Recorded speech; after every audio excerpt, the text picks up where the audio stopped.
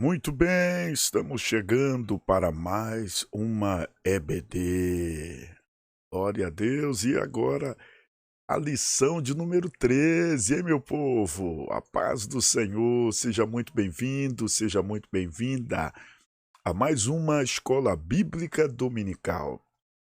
Eu, seu amigo, pastor Patrick, pastor titular, por misericórdia e graça, aqui na ADVIVE, Assembleia de Deus Ministério Vive, em Vila Velha, Estado do Espírito Santo, aqui no coração da praia de Itaparica, estamos juntos servindo ao Senhor. E que bom que você está aqui novamente para aprender um pouquinho, né? Você aprende um pouco comigo, eu contigo, e juntos vamos edificando a obra do Senhor, a igreja do Senhor. Pois bem, e hoje, a lição de hoje, olha que linda! É a nossa lição de número 13, não é? Lição que tem por título O Poder de Deus na Missão da Igreja. Olha aí, já estamos caminhando para o final, hein? Já estamos aí, na realidade, chegamos, né, no final de mais um trimestre. Parabéns para você, parabéns que chegou até aqui e vamos rompendo. Semana que vem a gente começa já um novo trimestre para a glória de Deus, não é verdade, meu querido, minha querida? Pois bem, e a lição de hoje, olha aí, ó, o nosso texto áureo está lindíssimo. Atos 1:8, nosso texto áureo, né, das missões pentecostais. Olha aí, missão pentecostal, Atos 1:8, que conhecemos até de cor, né? Mas recebereis a virtude do Espírito Santo, que há de vir sobre vós, e ser-me-eis testemunha, tanto em Jerusalém, como em toda a Judéia, Samaria e até os confins da terra. Atos 1:8. Nossa verdade prática nos diz o seguinte: o Espírito Santo é a força matriz ou motriz que movimenta a igreja. Sem o poder do Espírito, a igreja é incapaz de cumprir a sua missão. Uau, tremendo, hein? E olha aí, como eu sempre digo para os irmãos, é importantíssimo, né? Nós nos atentarmos aí para a leitura diária, ó, Atos 1:8, segunda-feira, diz, ó, a necessidade da experiência pentecostal, né? Terça, Atos 5:32, especificidade da experiência pentecostal. Quarta-feira, Atos 2:17, o derramamento do Espírito. Quinta, Atos 2:47, uma igreja capacitada pelo Espírito. Sexta-feira, Atos 13, de 1 a 3, chamado missionário sob a direção do Espírito, tá vendo aí? Sábado, Atos 16, do 6 a 10, o Espírito Santo na estratégia missionária. Então, olha aí, ó, né? O aluno já chega afiado para a lição. Nossa leitura bíblica em classe, não é? O bom da nossa aula, não é? Aqui vamos, não é, puxar um pouquinho a sardinha para o nosso lado. O bom da nossa aula é que mesmo você não tendo a revista, não é? Opa, faltou energia aqui, hein? Nós estaremos estudando a revista, com a revista. Então, se você tem a revista ou não, isso facilita. Então, se tem algum aluno, alguém que está em viagem, né, alguém que esqueceu a revista ou tem alguma, não tem problema. Você pode fazer o print, da pausa aí no vídeo, dá o print da tela, faz a sua anotação, confere direitinho, né, para que a sua aula seja a bênção em nome de Jesus. E, aproveitando o ensejo, não se esqueça de clicar aí no sininho, tá bom? Das notificações. Clicar aqui embaixo, ó, no inscrever, se inscreva em nosso canal. E no final da aula, dê o seu joia, seu like, seu gostei, para que essa aula chegue a muitos outros alunos em nome de Jesus. Vamos lá? Olha aí, nossa leitura bíblica em classe nos diz assim, ó, mais uma vez, Atos é a nossa fonte, né, missionária de inspiração para a igreja do Senhor. Atos 13, versículos de 1 a 4, diz assim, ó, na igreja que estava em Antioquia, havia alguns profetas e doutores, coisa boa, hein? Profetas e doutores, a saber, Barnabé, Simeão, chamado Níger, Lúcio, Cirineu, e Manaém, que fora criado com Herodes, o tetrarca, e Saulo. E servindo eles no Senhor e jejuando, disse o Espírito Santo: apartai-me a Barnabé e a Saulo, para a obra que olha aí, que os tenho chamado.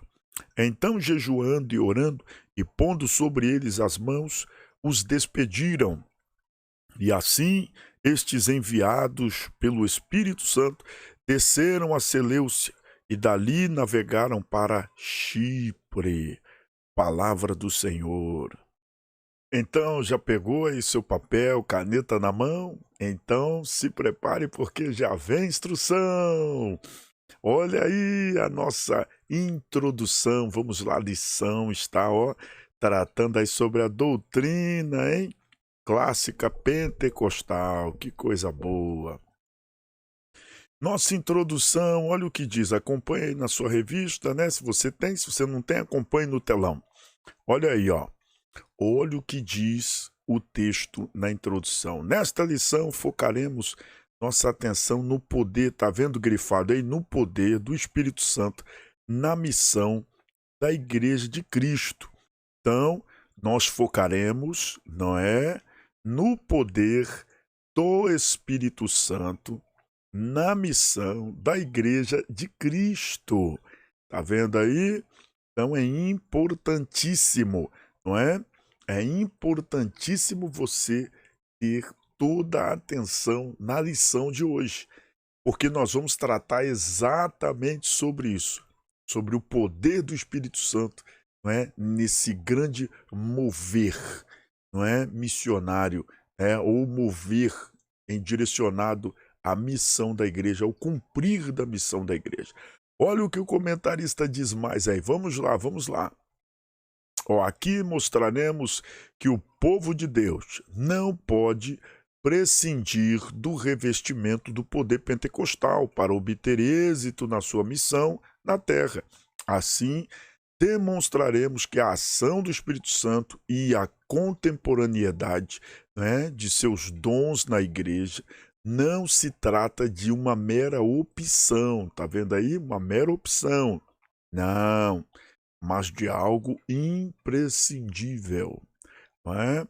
A sua maior necessidade. Até grifei aí, sem o Espírito Santo, a igreja local não anda e nem cumpre a sua vocação. Uau! Então, sem o Espírito Santo, a igreja local não anda e nem cumpre a sua vocação. Nós, como igreja do Senhor, meus irmãos, nós precisamos buscar o poder do Espírito Santo. A igreja, o crente, o servo de Deus que não tem o poder do Espírito Santo, ele não tem o cumprir da promessa. Ele não desfruta da cereja do bolo, não é? Se não fosse, se não fosse assim, se isso não fosse tão importante, o próprio Jesus não deixaria claro nos seus últimos momentos, sob forma humana ali, presencialmente para os discípulos, não deixaria essa ordem para eles, fiquem em Jerusalém, fiquem onde vocês estão, até que do alto sejais revestidos de poder. Então Jesus deixa claro, não façam nada, enquanto não receberem o revestimento. Recebendo o revestimento, vocês vão poder fazer a obra de Deus. É aí que eu te chamo a atenção. Será que em nossas igrejas, aí na sua igreja, na nossa igreja, quem está fazendo foi revestido de poder?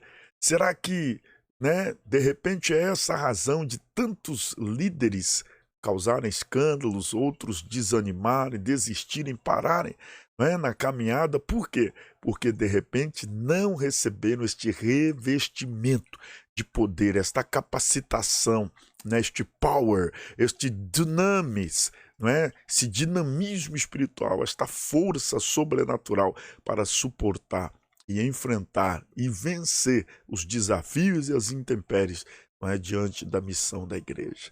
Meu irmão, É forte, não é, Brasil? Glória a Deus! Pois bem, e olha só, nosso tópico 1 aí vai falar sobre a doutrina do Espírito Santo segundo o evangelista Lucas. Então, para que possamos ter, não é, essa visão, mas pastor, como assim? Como que, não é, eu preciso deste poder do Espírito Santo para poder fazer, para trabalhar na igreja? Não, trabalhar na igreja é uma coisa, cumprir o seu chamado é outra, ok? Trabalhar na igreja, você pode trabalhar, não é, de várias formas. Você pode limpar os banheiros, você pode lavar a igreja, você pode ajudar no estacionamento, você pode ajudar na recepção, você pode ajudar cuidando das crianças, não é, distribuindo alguma coisa, você pode ajudar na secretaria, no administrativo, várias áreas da igreja você pode ajudar. Agora, cumprir o chamado, a vocação, sua vocação, a missão da igreja na evangelização, meu irmão, tem que ter poder. Tem que ter poder de Deus, porque o inferno vai vir para cima e você tem que ter estrutura para enfrentá-lo. Glória a Deus. Olha aí, quando nós olhamos então, não é, a nossa lição, olha, o nosso capítulo, né, ou tópico primeiro, tá vendo aí no rodapé do vídeo, né, ao meu lado aqui esquerdo, ou meu lado direito e seu lado esquerdo aí, nós vemos o nosso tópico 1, a doutrina do Espírito Santo, segundo o evangelista Lucas, não é? É impossível não estudarmos a doutrina do Espírito Santo com a missão da igreja. Está, conectado, está intimamente ligado, ok? Vamos lá? Subtópico 1, um ensino revelado, né, nos escritos de Lucas. Tanto no Evangelho quanto no livro de Atos, ambos escritos pelo evangelista Lucas revelam, olha aí, o ministério. Vamos lá em cima agora, o ministério do Espírito Santo na vida de Jesus. Tá vendo aí? Deixa eu só chegar para o lado para que não te atrapalhe aí na leitura. Pronto, né?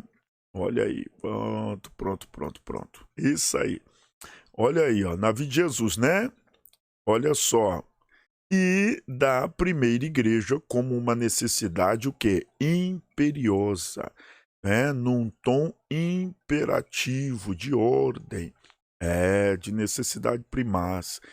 Nesse sentido, o evangelista mostra que sem a ação do Espírito no ministério de Jesus e na vida da igreja, olha que interessante isso, os cristãos não estariam, tá vendo grifado aí? Qualificados para testemunhar do Senhor. Meu Deus, isso aqui é muito forte. Essa promessa estava associada ao revestimento, por isso, tá vendo aqui, tá vendo aqui, peraí, aqui, tá vendo aqui? Aqui do lado aqui, palavra-chave revestimento. Olha aí, essa promessa estava associada ao revestimento do poder do Espírito, conforme descrito nas palavras do próprio Jesus, né? Como o poder do alto. Lucas 24:49. Ficar em Jerusalém até que do alto sejais revestidos de poder, não é? Olha aí, subtópico 2, o enchimento do Espírito como experiência necessária. Eu sempre passo isso para os líderes, para os obreiros na nossa igreja, e eu sei que na sua, seu pastor também, da importância, não é? Importância de ter uma vida de oração, uma vida cheia do Espírito Santo. Olha aí, o enchimento do Espírito Santo como experiência necessária. O obreiro só pode ser obreiro se tiver comunhão com o Espírito Santo, experiência com Deus, neste quesito aí, não é? Vamos lá, o Senhor Jesus, já até grifei aí, só começou o ministério, seu ministério, depois de ser cheio do Espírito Santo. Meu irmão, se Jesus, que é Jesus, só começou seu ministério depois que foi cheio do Espírito Santo, imagina eu e você, não é? Se Jesus reconheceu a extrema necessidade de uma vida plena, cheia do Espírito Santo, para exercer o ministério, imagine eu e você. Nosso Senhor fez a obra de Deus e a fez no poder do Espírito Santo, né? E ele foi capacitado pelo Espírito Santo, está em Lucas 4, 18, 19, e dependeu dele, né, do Espírito Santo, para exercer seu ministério. Né? Exemplo, Lucas 5, 17 e Mateus 12, 28. Da mesma forma, até grifei aí, ó, a igreja só deveria iniciar o trabalho missionário quando fosse revestida deste mesmo poder. Aleluia! Meu irmão, deixa eu liberar aqui a área, né? Chegar para o outro lado para facilitar a leitura dos irmãos aí. Tá vendo aí? Ó, deste mesmo poder. É isso mesmo. Olha aí, ó, em cima aí, né? E é uma extremíssima necessidade.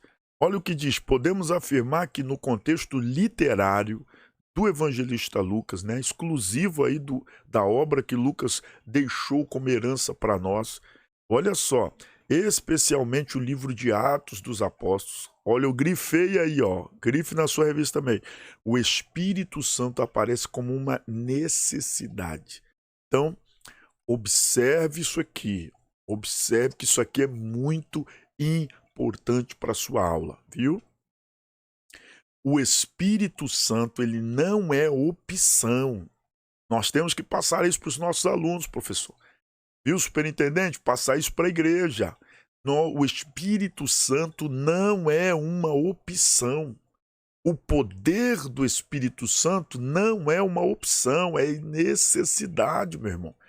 Principalmente nos dias de hoje, que existe toda essa demanda, essa influência maligna contra a igreja e seus ensinos, o Espírito Santo é mais que necessário para que a igreja do Senhor tenha o discernimento espiritual. Porque a Bíblia diz que o Espírito de Deus testifica com o nosso espírito que somos filhos de Deus. Então precisamos extremamente nesse tempo, né, de termos esse poder do Espírito. E não é opção, é necessidade. Subtópico 2, olha aí, ó. O enchimento do Espírito como uma experiência concreta, né? Ó, reconhecemos então que é uma necessidade e, ao mesmo tempo, reconhecemos também que esse enchimento do Espírito Santo, né, aparece, olha aí, como uma necessidade, como uma experiência concreta. É uma necessidade que gera experiência concreta. Meu irmão, que não tem conversa, é fato. Contra fato no argumento, não é isso? Olha lá, vamos seguir. Se por um lado Lucas apresenta o Espírito Santo como uma necessidade na vida da igreja, por outro, ele mostra que o enchimento do Espírito ocorre como uma experiência concreta na vida do crente. Nesse sentido, até grifei aí, ó. Nesse sentido, olha só, o livro de Atos retrata a experiência pentecostal como um acontecimento, olha aí, ó, objetivo, não subjetivo. Então, o acontecimento de Atos dos Apóstolos não é subjetivo, é objetivo. Ele podia ser, ó, olha só, né, essa manifestação do Espírito Santo, ela podia ser, até grifei de verde aí, ó, vista e ouvida. Isso está em Atos 5,32. Vista e ouvida. Havia manifestações físicas que se tornavam reais para quem as tinha e visíveis para quem as presenciava. Em outras palavras, ó, grifei de verde aí, quem recebeu sabia que havia recebido. Que coisa tremenda, hein?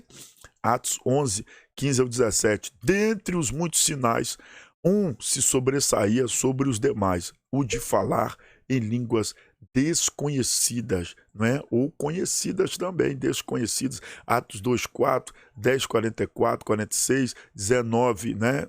Versos de 1 ao 6, ok? Então, olha só que coisa tremenda. Lucas deixa claro no evangelho que leva seu nome, no livro de Atos, que, né, queremos que ele seja o autor. Escute bem, ele deixa claro, explícito, que a manifestação do poder do Espírito na vida do crente, ela não deixa ele alienado. Deu para entender isso, irmão? Presta atenção nisso, hein? Anota isso aí, pega a caneta aí, crente. Ó, registra aí essa chave para sua, né, para sua aula. Veja aí, ó. O poder do Espírito Santo, ele não deixa o crente alienado, viajando ali e não. O crente, pelo que nós vemos aí no texto de Lucas, o crente sabe o que está acontecendo. Ele sabe que está sendo cheio do Espírito Santo, que está sendo envolvido ali por aquela glória, e quem está vendo também. Olha que coisa tremenda. Então você que experimenta o poder do Espírito Santo, você testemunha que o Espírito Santo está ali te envolvendo, você está sendo cheio, e quem está do lado de fora, quem está te vendo também, testemunha que Deus está te visitando, que o Espírito Santo está te enchendo, que você está sendo capacitado por Ele. E uma das evidências, porque são muitas, né? Uma das evidências desta manifestação que confirma que você está sendo cheio, principalmente batizado com o Espírito Santo, é o quê? Falar em línguas. Falar em outras línguas. É tremendo. Na história da igreja, da fundação da Igreja Assembleia de Deus no Brasil, nós temos vários e vários, incontáveis testemunhos de que Deus usou pessoas analfabetas. Quando foram cheias do Espírito Santo, falaram em outras línguas, inclusive em idiomas, tá? Principalmente ali no Amazonas, no Pará, onde tudo começou. Existiam ali muitos gringos, muitas pessoas de outros países que falavam outros idiomas, e Deus usou pessoas analfabetas ali, né? Alguns que a gente chama de ribeirinhos e outros mais, para falar em outros idiomas, para aquelas pessoas que estavam ali visitando o nosso país, ou às vezes, né, começando uma nova vida ali, aqui no Brasil. Escute bem, estavam ouvindo na sua língua materna. É a palavra de Deus, as maravilhas do Senhor, profecias, palavras proféticas.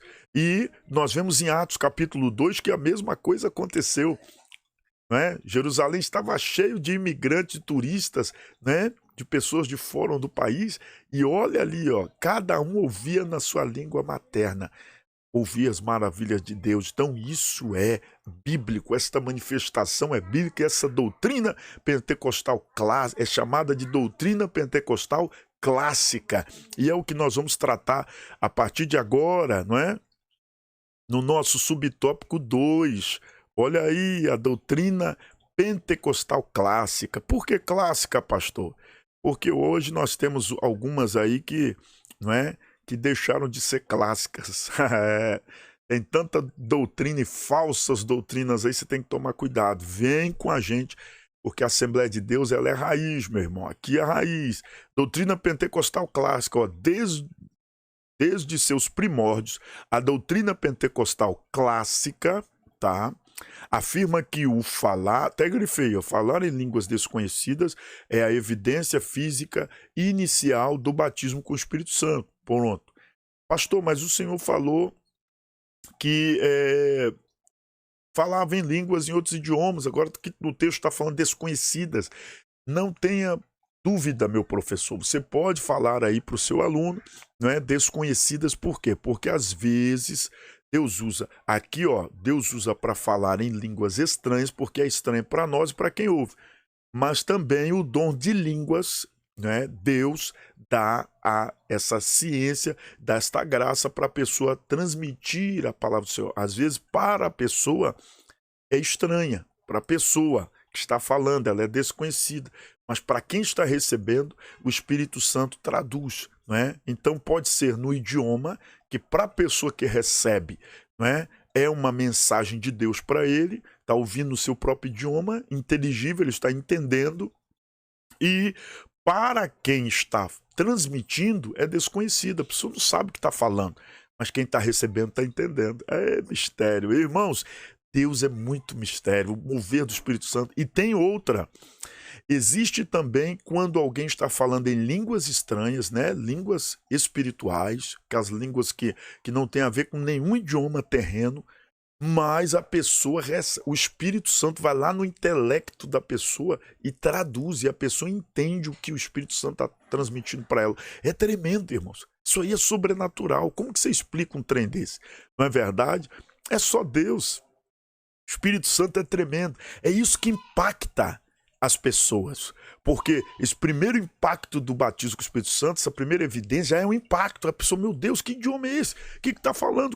Já gera aquele, não é? Numa linguagem bem jovial, dá um bug, não é? A pessoa trava assim, fica, como assim? O que ela está falando? O que é isso? E dá aquela. E isso já é uma isca de Deus, já chama a atenção extraordinária para a evangelização, porque aí aquele pecador que está ali, ele para e tenta entender o que está acontecendo e ali Deus pega ele.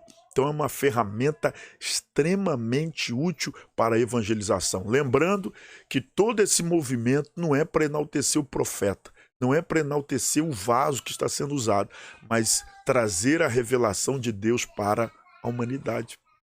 Para que aquele que está presenciando esse mover seja alcançado pela mensagem de salvação, que é a missão da igreja. Está entendendo agora a lição?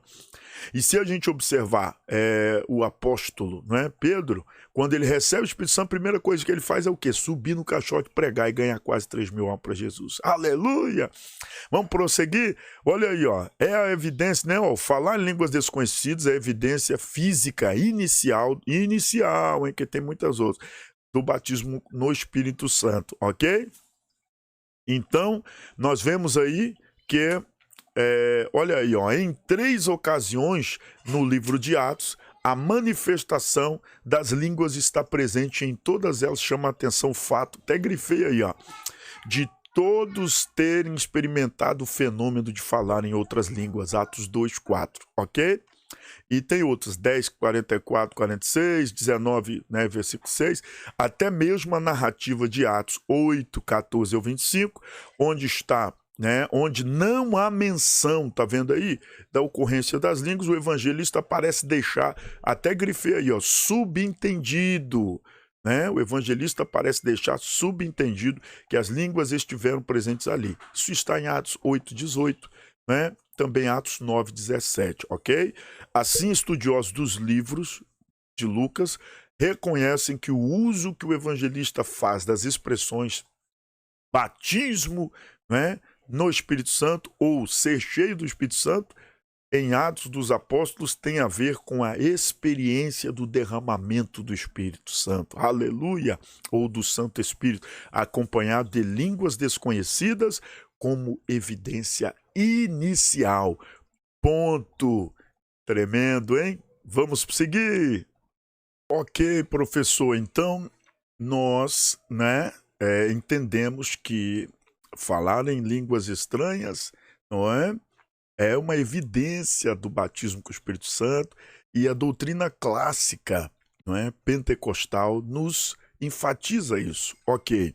Então entendemos que vem esse mover de Deus, que sem ele nós não conseguimos cumprir a missão da igreja, e entendemos também que esse poder ele vem como uma necessidade para a igreja, não como uma opção, porque sem este poder a igreja não consegue cumprir o seu chamado. Agora, então a gente passa a entender que esse poder do Espírito Santo então é extremamente necessário, correto? Por quê? Porque esse poder é o poder capacitador da igreja para cumprir a sua missão. E é exatamente esse que é o nosso tópico 2, né? Olha aí, ó. Nosso tópico 2 tem por título o Espírito Santo capacitando as testemunhas. Não é? Atos 1:8, semeis testemunha tanto em Jerusalém como Samaria, confins da terra. Coisa boa. Vamos lá então? Subtópico 1, capacitando as testemunhas. Olha o que diz o comentarista.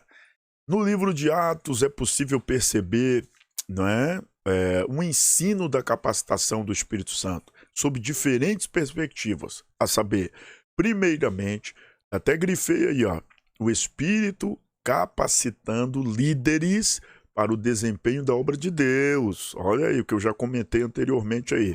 Atos 4:33. Nesse sentido, vemos o apóstolo Pedro sendo cheio do Espírito Santo. Tá vendo aí? Cheio do Espírito Santo. Olha só, quando foi confrontado pelos sacerdotes. Está em Atos 4:8. Ele não se intimidou e partiu para cima. Por quê? Porque o Espírito Santo lhe deu essa graça. O apóstolo Paulo, né, quando é cheio do Espírito Santo para resistir a Elimas, o mágico, Atos 13:9. Você comenta aí, professor, com seus alunos, não é? Que essa coragem, essa ousadia, essa intrepidez veio do Espírito Santo. Olha só, depois vemos também que não eram só, olha só os que faziam parte do colégio apostólico, não é? Os 12 ali, aqueles outros que foram convocados para o colégio apostólico, que eram cheios do Espírito Santo. Pessoas comuns também eram revestidas do poder do alto. Até grifei, é importante você passar isso para os seus alunos, viu? Você, aluno que está estudando comigo, memoriza isso. Não foram só os ilustres, os anônimos também, tá? Na verdade, o que se observa em Lucas é que o revestimento do Espírito veio sobre toda a carne, como foi profetizado pelo profeta Joel, né? Olha aí, Atos 2,17 confirma isso. Nosso subtópico 2, olha aí o que diz aí, ó. Pessoas simples, capacitadas pelo Espírito. Então, vemos isto claramente. Olha o que eu grifei para você. Quando Ananias, até então um ilustre desconhecido, quem conhecia Ananias? Quem ouviu falar em Ananias? Ninguém, meu irmão. Mas é convocado por Deus, aleluia, para impor as mãos, né, sobre aquele que seria o maior apóstolo de todos os tempos, o apóstolo Paulo, Atos 19, versículos 10 e 11. Deus escolhe um anônimo para fazer história, sobre aquele, o ilustre. Então Deus usa também o desconhecido para honrar o conhecido. Eita, coisa boa, a palavra de Deus é tremenda. Olha só, assim também Estevão e Filipe, que haviam sido escolhidos para, até grifei, ó, servirem as mesas. Irmãos, muitas vezes, eu até abro um parênteses aqui, né, que muitas vezes as pessoas querem cargos ilustres. As pessoas querem holofotes, né? As pessoas querem altar, o púlpito, quer o rosto no cartaz, quer o nome na lista, quer ser falado, citado ao microfone. Não precisa, você precisa ser cheio do Espírito Santo. Você precisa ter vida com Deus, porque no tempo de Deus, o próprio Deus vai citar o seu nome, aleluia. O próprio Deus vai criar a ocasião específica para te honrar e tornar notória a sua existência. Quem conhecia Ananias, meu irmão? Ninguém. Mas Deus vai lá e fala, Deus vai e revela, Deus cria, cruza os caminhos. E olha só, outra coisa, não existe posição indigna para quem está na posição digna diante de Deus. Vou repetir, hein? Não existe posição indigna para quem está numa posição digna diante de Deus. Marque isso aí. Olha Estevão e Filipe aí, eram diáconos, né?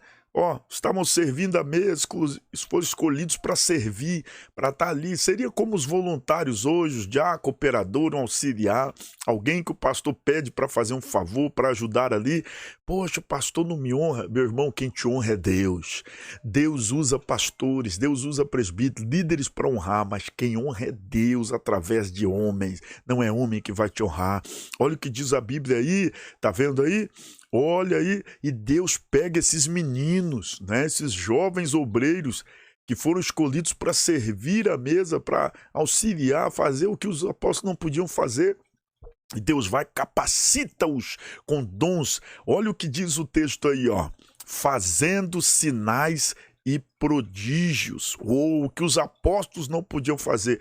Por eles Deus fez. Tá vendo aí? Olha lá, Atos 6, 8, né? Capítulo 8, verso 6 também. Fica patente que Deus não tinha uma classe privilegiada. Tá vendo aí? Deus não tinha uma classe privilegiada. Deixa eu, né, liberar o espaço aqui para que você possa ler com mais tranquilidade. Olha aí, ó. Deus não tinha uma classe privilegiada, não. Deus, olha aí aqui ao lado, olha o texto dizendo aí, ó. Deus não tinha uma classe privilegiada para fazer a sua obra. Meu irmão, ele possuía testemunhas capacitadas o quê? Pelo Espírito Santo. Glória a Deus. Glória a Deus. E o subtópico 3, capacitando a igreja. Olha aí o Espírito Santo chegando aí para, arrebentar as obras do inferno. No contexto literário e doutrinário de Lucas, a igreja do Novo Testamento é vista como portadora de uma missão profética. Tá vendo aí? uma missão profética. Uou! E vem mais, olha aí, ó. Nela há um ministério profético de todos os crentes. Lembra da lição anterior e das anteriores? Pois é, aí, ó. Ministério profético de todos os crentes. Atos 2,17. Até grifei aí. Nesse sentido, conforme o contexto de Atos, o testemunho não é apenas individual, tá vendo aí? Como mostrado nesta lição, mas também de toda a igreja descrita em Atos. O chamado é para todos, de perto, de longe, a todos quantos o Senhor nosso Deus chamar. Tá lá, o apóstolo Pedro trouxe essa interpretação para nós. Olha aí, como mostrar nessa lição. Olha aí, ó. Assim, essa comunidade de crentes capacitadas pelo Espírito Santo, tá vendo aí? Ganhava confiança e admiração das pessoas ao seu redor. Atos 2:47. Meu irmão, aqui eu te chamo para um parêntese. Sabe o que vai chamar a atenção da nossa vizinhança? É a manifestação do Espírito Santo. Sabe o que vai chamar a atenção da sua vizinhança aí, meu irmão, da sua igreja, da sua comunidade? A manifestação do Espírito Santo. Nós estamos vivendo isso em nossa igreja. O Senhor tem feito coisas assim, sobrenaturais, e as pessoas têm vindo através do que Deus tem feito em meio aos crentes da igreja. E um comenta para o outro e vai vindo, e daqui a um pouco vai chegando. E essa semana mesmo, nós tivemos ali a visita de alguns irmãos que eram da nossa igreja. Nós mudamos de localidade, né, de endereço, ficou longe, mas foram lá e falaram: pastor, nós estamos aqui porque sabemos que aqui neste lugar Deus faz milagre. Aleluia! É esta, né, a vocação do Espírito Santo para nós nesta lição. Que nós busquemos sinais, maravilhas e prodígios, busquemos o Espírito Santo, desculpa, para as nossas igrejas. E olha aí como encerra o tópico 2 aí, ó, que tremendo, não é? O comentarista falando exatamente isso. Ó, portanto, ó, grifei, o crescimento das igrejas em Atos estava associado ao testemunho. Foca isso com os teus alunos. Testemunho, né, dado pelos grupos de crentes capacitados pelo Espírito Santo. Atos 9:41. Testemunho dado, tá vendo aí? Testemunho dado pelos crentes cheios do Espírito Santo. Meu irmão, chegou a hora. Chegou a hora de você ser cheio do Espírito Santo e ser porta-voz de Deus na tua comunidade. Chegou a hora de nós sermos cheios do Espírito Santo, a igreja do Senhor ser cheia do Espírito Santo para manifestar a glória de Deus na nossa comunidade. Assim vai ser chamada a atenção. Todos verão e saberão que o Deus desta igreja que você serve, né, do Deus desta igreja que você reúne, é um Deus poderoso que faz milagre. Que nós oremos e busquemos a face desse Deus que capacita não só os ilustres, os obreiros, os líderes, quem está no altar, mas também quem está na nave da igreja, quem sabe até quem está fora da igreja, que o Senhor vai trazer de volta para ser um porta-voz, um arauto do céu, revelando que Deus ainda é o mesmo, o Deus de poder, o Deus de milagre e que opera maravilhas. Glória a Deus. Vamos para o próximo tópico. E no nosso subtópico 3, olha aí, coisa linda. Subtópico 3 diz o seguinte: o Espírito Santo como fonte geradora de missões, não é? Como ele faz todo esse mover, capacita o crente, toda a igreja, tanto os obreiros, líderes, os ilustres, quanto aqueles, né, desconhecidos. Deus capacita a todos. E o Espírito Santo se torna o quê? Uma fonte geradora de missões, porque nos capacita para cumprirmos o ID do Senhor. Olha o que diz aí a lição, acompanha aqui, ó, né? Acompanha aqui, ó, ao nosso lado aí. Subtópico 1, o envio missionário. O capítulo 13 do livro de Atos dos Apóstolos narra o envio dos primeiros missionários da igreja de Antioquia, né? Em Antioquia.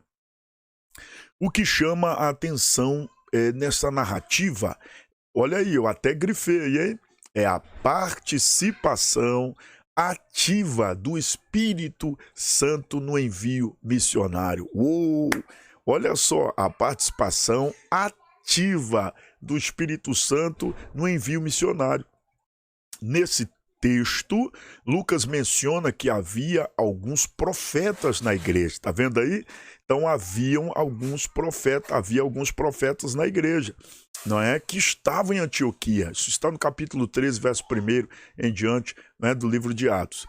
Olha só, é bem possível que essa observação de Lucas, né, do autor sagrado, fosse para explicar como se deu a participação do Espírito Santo nesse, né, comissionamento de Paulo, ok?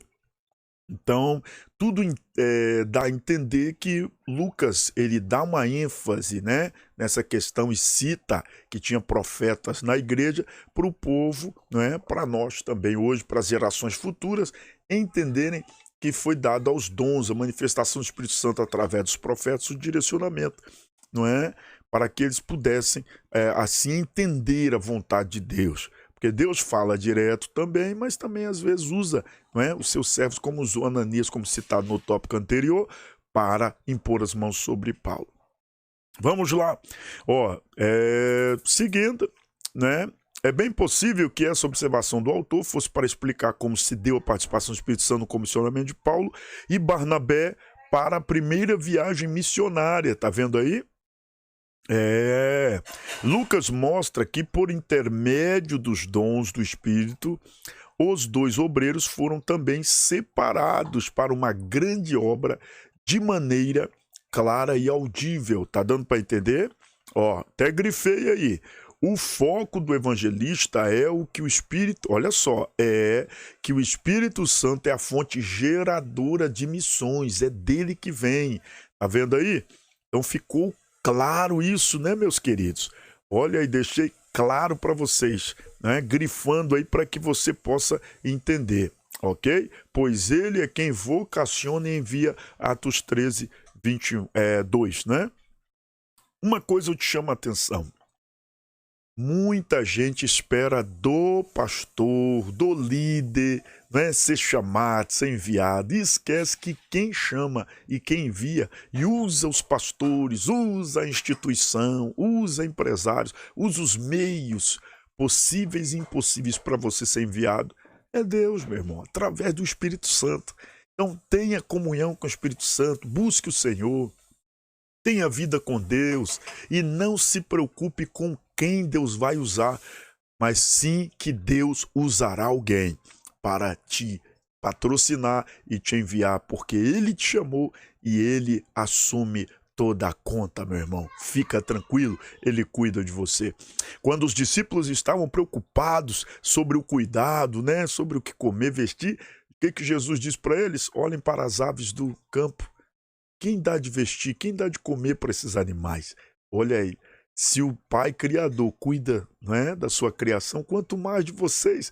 Então, meu irmão, não tenha medo, não tenha dúvida. Deus te chamou, Deus cuida. Vamos lá. É Ele que vocaciona, é Ele que envia, é o Espírito Santo. Olha aí a estratégia missionária, subtópico 2. Em um mundo multicultural, a questão da estratégia missionária deve ser levada em conta, com certeza, né? Até grifei aí, não somente enviar, mas quem enviar, quando enviar e como enviar, ok?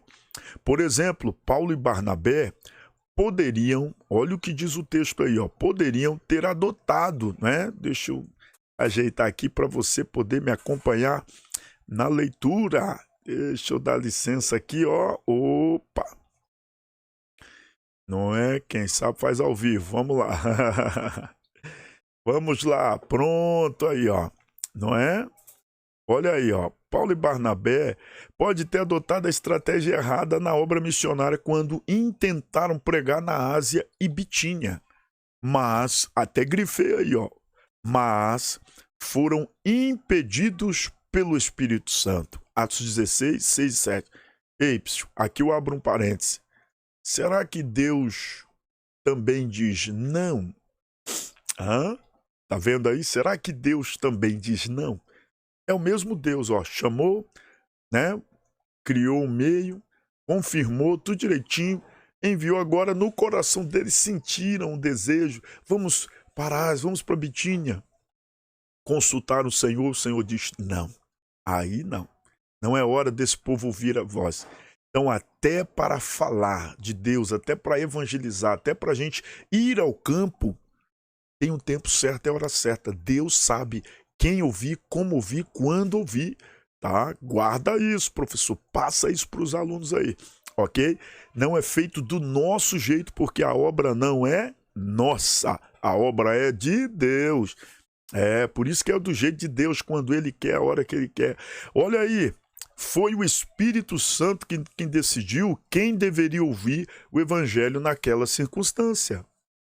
Atos 16, 9. Ponderamos aqui que muitas vezes é possível que agências missionárias e igrejas adotem uma estratégia errada no envio de missionários, está vendo aí? Não basta só o desejo de fazer missões, mas é preciso buscar a orientação do Espírito Santo a respeito de como deve ser feito.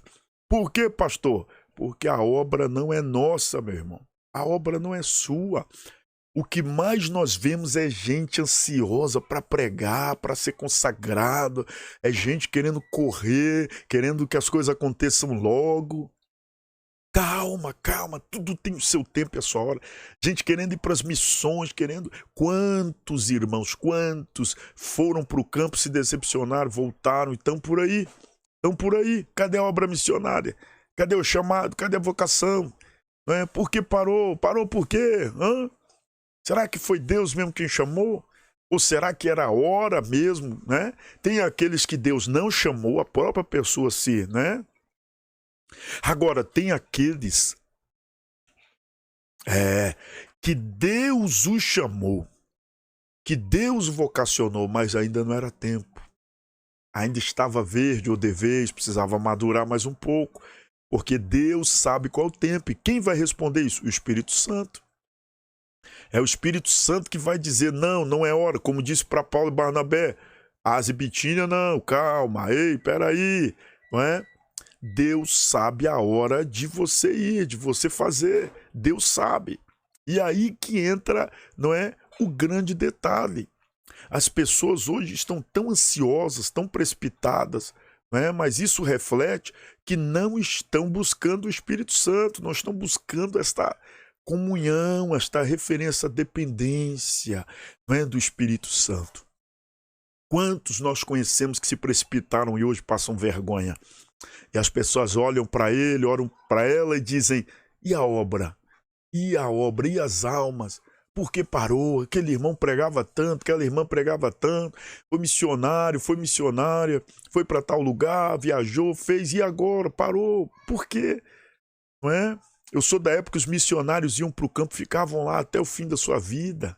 Porque hoje a pessoa vai, fica um mês, volta, parece turismo, né? Turismo missionário. Eu, meu irmão, quando olhamos para a Bíblia, nós vemos que esses homens foram até o fim. Oh, aleluia! Foram até o fim. Viu? Você não encontrará nenhum, fora Judas, que se perdeu no meio do caminho. Todos eles foram até o fim. Fora alguns que já eram, aqueles Alexandre Latoeiro, Demas, Amando Presente Cego, outros, mas não são daqueles que conheceram, que andaram com o mestre. Quem anda com o mestre vai até o fim. Quem conhece o mestre pessoalmente vai até o fim. Aleluia! Por isso, nesse terceiro tópico, na conclusão já, vá até o fim, meu irmão. Professor, insira esse sentimento no seu aluno, diga para ele, Deus não te chamou para ir até a metade, Deus te chamou para ir até o fim. Aleluia, aguenta a pressão. Pastor, está muito difícil, chame pelo Espírito Santo, o Espírito Santo vai te dar a graça e a capacitação para suportar até o fim. Uou, aleluia. Nossa conclusão, eita, já acabou o trimestre. Olha aí, nossa conclusão diz o seguinte, encerramos esta lição e, consequentemente, esse trimestre, mostrando que o Pentecostes, até grifei, faz toda a diferença no cumprimento da vocação missionária da igreja. Sem a ação do Espírito Santo, A igreja local está desabilitada, sem condições para cumprir sua missão. O Espírito Santo é a força motriz do corpo de Cristo, em sua dimensão local, né? Em sua dimensão local. Sem o Espírito Santo, a igreja não vai a lugar algum. Até grifei aí, né? Sem o Espírito Santo, a igreja não vai a lugar algum. Que Deus tenha misericórdia da sua igreja. Que Deus tenha misericórdia de nós. E que nós, nesse trimestre, tenhamos aprendido que fazemos parte deste corpo. E a nossa função é muito importante para a saúde deste corpo e para o cumprir da missão da igreja, de apresentar a Cristo Jesus, o nosso Senhor e Salvador, a toda a humanidade, a todo mundo. Que Deus te abençoe e te guarde. Que Deus faça resplandecer o seu rosto sobre ti, te capacite, te encha do Espírito Santo para levar essa mensagem das boas novas do Evangelho a todos a quem precisar. E você, meu irmão, você, minha irmã, seja uma peça extremamente importante para o crescimento da obra aí na sua igreja. Sabe por quê? Porque acabamos de aprender que o crescimento da obra também se dá pelo testemunho das maravilhas e do poder do Espírito Santo na vida dos crentes que ali reúnem. Que a tua vida seja um testemunho vivo do que Deus pode fazer através do poder do Espírito Santo. Que Deus te abençoe. Até o próximo trimestre com a bênção do Senhor. Fiquemos todos na paz.